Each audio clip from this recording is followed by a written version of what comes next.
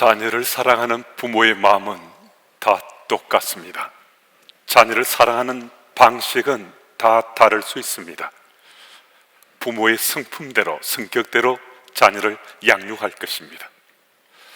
부모 세대인 우리가 자라났던 그때와 지금 우리 자녀 세대들이 살아가는 이 삶의 자리는 마치 건너갈 수 없는 강이 놓인 것처럼 교육 환경이나 사고방식이나 문화 패러다임이나 가치관 등이 두드러질 정도로 차이가 납니다.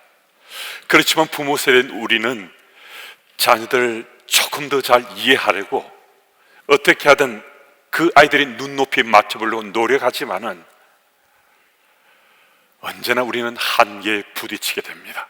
그러다 보니까 가정에서 부모와 자녀 사이에 수많은 갈등과 다툼이 야기되고 있는 것이 우리 현실이라 할 수 있습니다.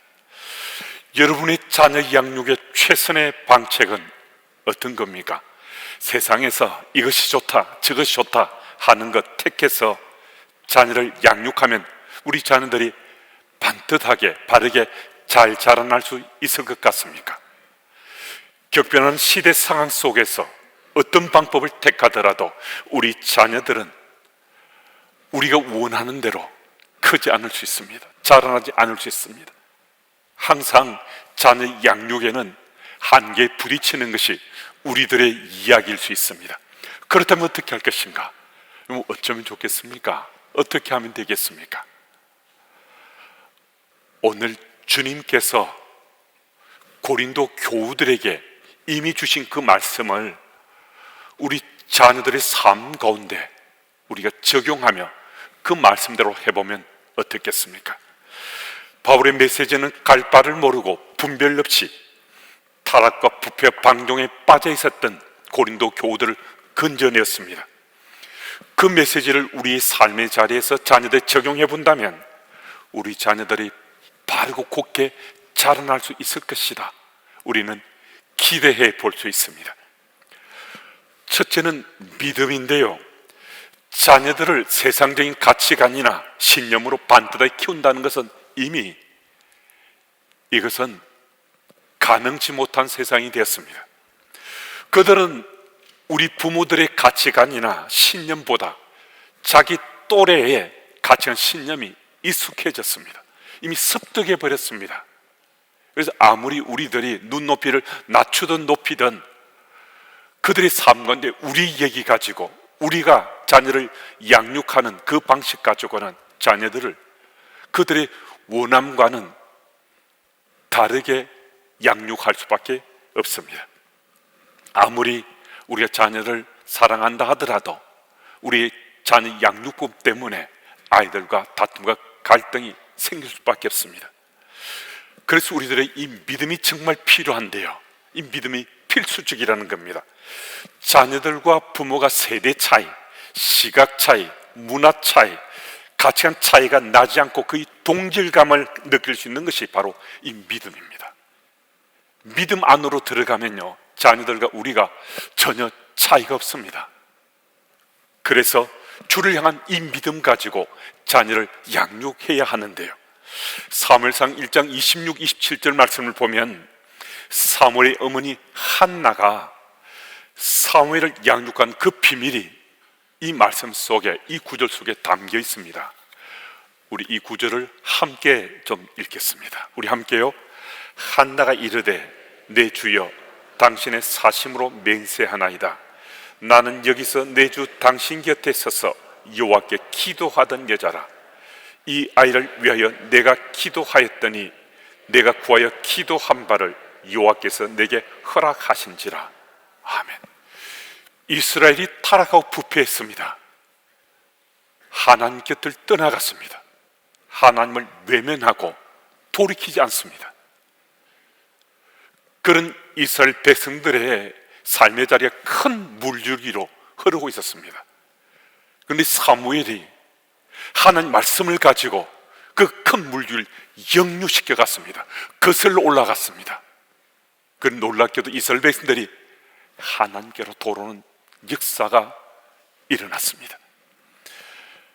그런 놀라운 새로워짐, 신앙의 회복을 이루었던 사무엘은 다름 아닌 어머니 한나의 믿음의 기도로, 믿음의 양육법으로 준비됐다는 것입니다. 우리나라 여성 기업인 중에 한 분이 자신의 딸에 대한 이런 이야기를 한 적이 있습니다. 그녀는 아이를 양육해 가면서 그 아이가 14살 될 때까지 아이의 교과서가 어떻게 생겼는지, 아이의 숙제가 어떠한지 그의 관심을 갖지 못하고 아이를 키웠다는 것입니다. 이유인즉슨 그녀는 1년에 4, 5개월은 사업자 외국에 머물러 했고 한국에 돌아왔어도 아침 7시면 출근해서 저녁 10시가 넘어서 돌아와야 했기 때문이라는 겁니다. 그러면 언제 아이를 볼 수 있었는가? 주말에나 교회 갈 때 겨우 아이와 눈 맞추고 아이와 이야기를 나눌 수 있었다는 겁니다. 근데 그 애가 잘못 자라는가? 그렇지 않았습니다. 그 아이는 주변 사람들의 부러움을 받을 정도로 아주 반듯하게 잘 자라났습니다. 그녀는 자신의 딸에게 자신의 어머니에게 물려받은 신앙의 유산에 따라 그 자녀를 양육했다는 겁니다. 그녀가 자녀에게, 딸에게 한 얘기는, 그 아이를 보면 아침에 너 기도하고 학교 갔니? 너 잠자리 들 때 말씀 보고 기도하고 잠자리 들었니? 이런 질문을 언제나 변함없이 그 딸에게 던졌다는 겁니다. 그리고 이렇게 기도해 줬다는 겁니다. 하나님, 어차피 부족한 잭에서 태어난 아이입니다.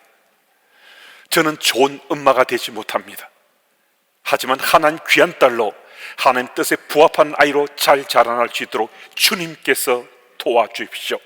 제가 기도하면 주님께서 제 기도에 들어 응답해 주실 줄 믿습니다. 그는 이렇게 고백했습니다. 하나님께 제 딸을 위해서 기도하는 것 말고는 딸을 위해서 할 수 있는 것이 없었다고 했습니다. 하지만 그 딸이 제대로 자라날 수 있었다고 그분은 믿고 고백했습니다. 그리고 한국의 어머니들, 특히 그리스도인 어머니들에게 이렇게 권하고 있습니다.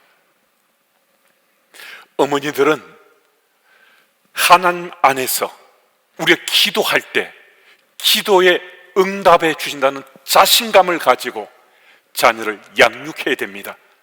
우리가 주님께 내 자녀를 품고 기도하면 주님께서 반드시 응답해 주신다 믿고서 우리는 기도하면 주께서 우리 기도에 반드시 실제로 응답해 주십니다. 그녀는 다른 비법이 아니라 딸이 잘 자라는 그 비결이 다른 것 아니 주님을 향한 믿음의 기도에 있다라고 고백합니다.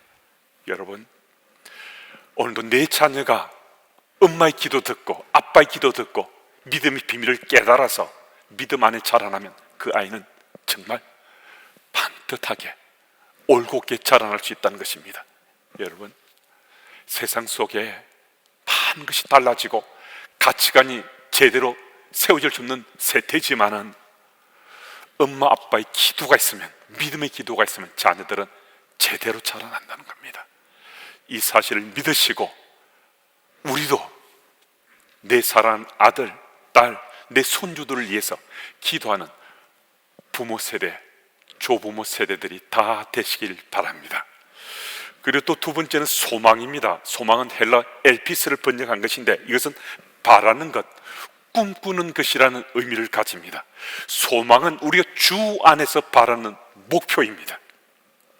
마태복음 20장 21절에는 세베대의 아들의 어머니가 그 아들들을 데리고 예수께로 나왔습니다. 이렇게 말하고 있습니다. 나의 이 두 아들을 주의 나라에서 하나는 주의 우편에 하나는 주의 좌편에 앉게 명하소서. 이 말을 들은 예수께서 이렇게 말씀하셨습니다. 너희는 너희가 구하는 것을 알지 못하는도다.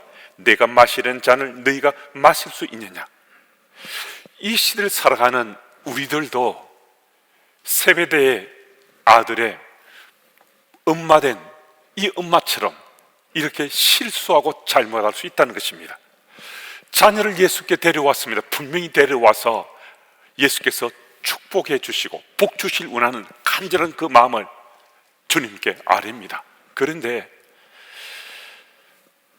그 엄마는 자녀들이 주께서 무엇을 원하는지, 주께서 이 자녀들에게 무엇을 원하시는지 이 부분에 대해서 전혀 생각조차 하지 않았습니다.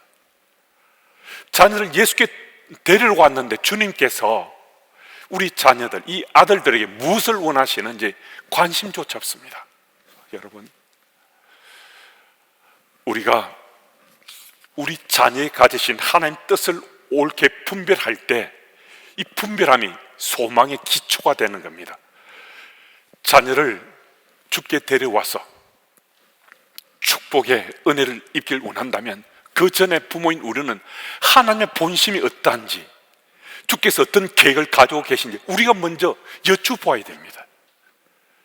주님께 먼저 기도함으로, 우리 소망을 아뢰므로 주님, 우리 자녀들에 대해서 어떤 주님의 마음이 있으십니까? 어떤 계획이 있으십니까?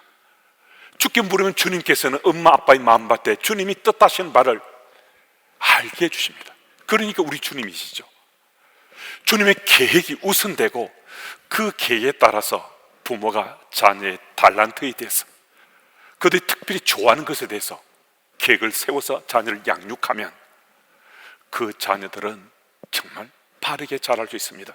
창세기 37장 10절 11절 말씀을 보면 요셉이 꿈을 꾸고 그 꿈 얘기를 했습니다. 그때 아버지 야곱은 요셉을 책망했습니다. 꾸짖었습니다. 혹시라도 요셉이 교만해질까 싶어 그 아이를 꾸짖었지만은 야곱은 그 아이의 꿈을 마음에 담아두었습니다. 누가복음 2장 51절 말씀에도 예수님의 어머니 마리아도 어린 예수의 그 말을 그 마음에 담아두었습니다. 자신의 자녀에 대한 하나님의 계획이 무엇인지 은연중에 이 부모들은 눈치채었다는 겁니다.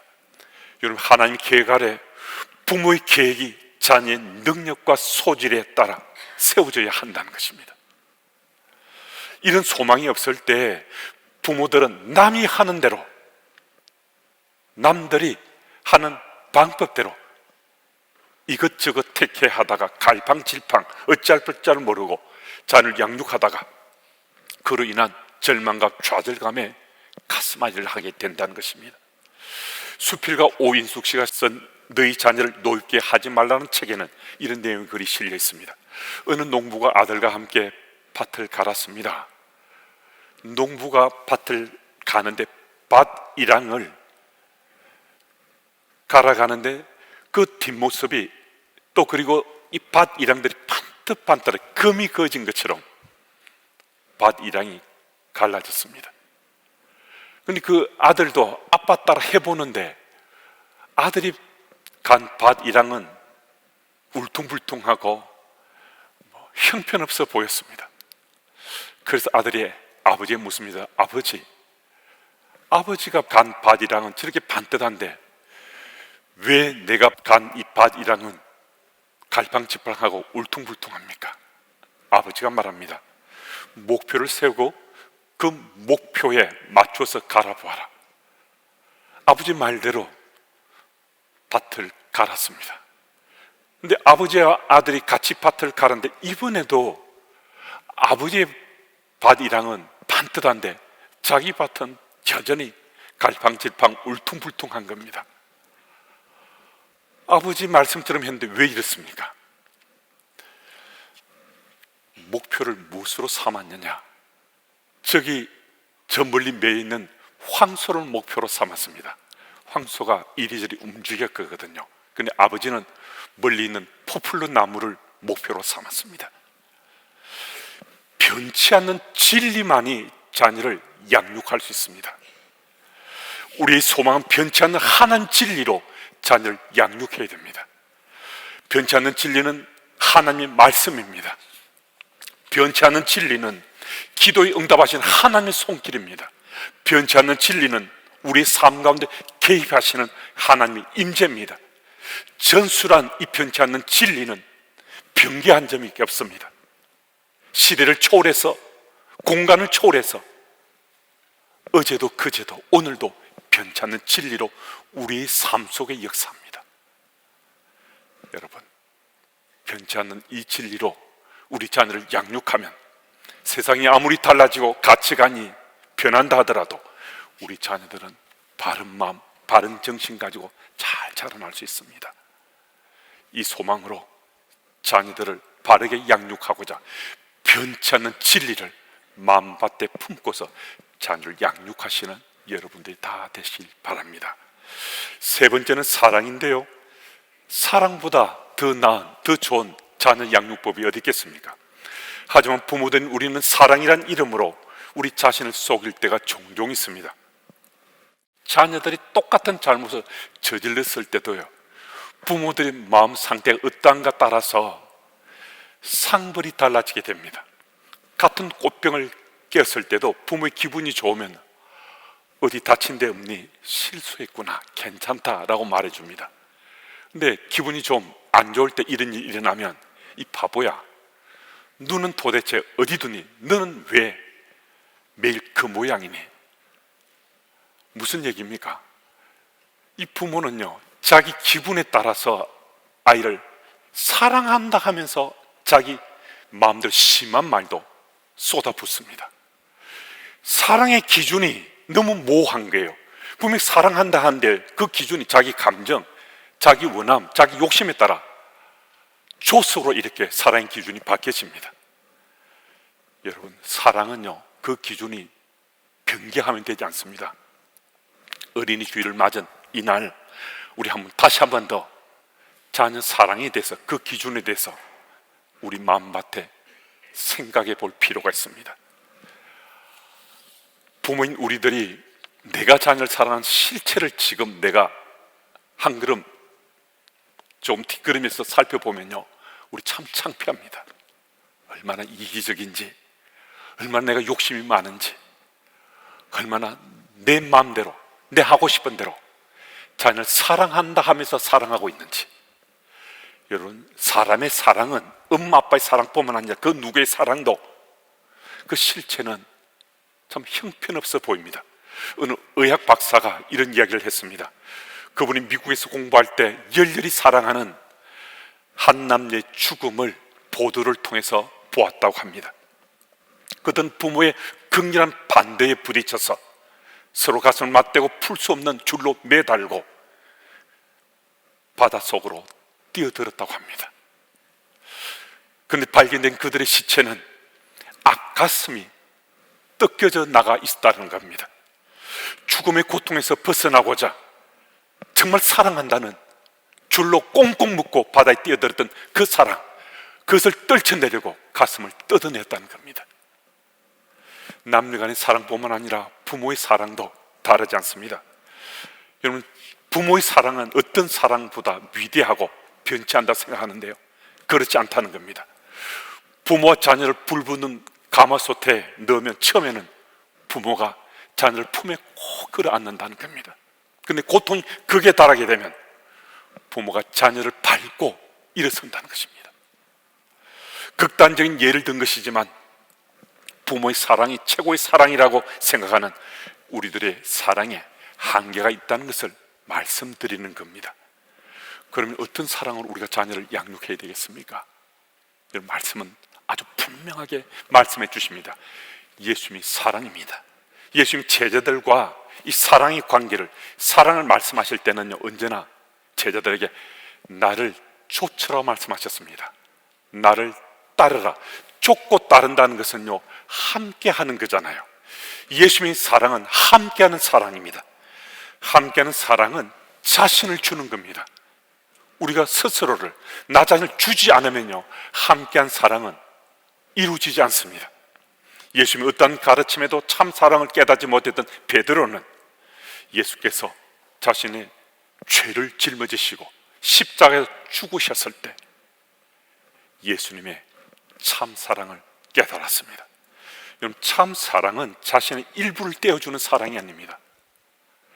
자신의 모든 것을 다 줄 때 그것이 참 사랑이고 진정한 부모 사랑이 될 수 있습니다. 그 사랑이 예수님이 함께하는 사랑입니다. 부모인 우리들도 참 사랑을 할 수 있는 것은요, 예수께서 우리와 함께 하시면 우리가 참 사랑으로 자녀를 사랑할 수 있습니다. 그런데 예수님께서는 우리에게 예수님 수준의 눈높이로 사랑하라 말씀하지 않습니다. 예수님은 예수님 수준으로 십자가 위에서 죽으시면서까지 우리를 사랑하셨습니다. 병든 자를 고치시되 죽은 자를 살리시면서까지 사랑하셨습니다. 우리를 그 사랑으로 사랑하라 말씀하지 않습니다. 우리 눈높이로, 우리 수준으로 사랑하라 말씀하시는데요, 예수께서 만약에 저보고 안전병을 일으키라고, 또 소경의 눈을 뜨게 하라고, 또 기머기를 듣게 하라고, 사랑이 있으면 그렇게 행하라고 말씀하신다면 저 못합니다. 예수님께서 능히 행하시잖아요. 저는 성경 속에서 이런 예수님의 놀라운 기적을 보면서도 별로 놀라지 않습니다.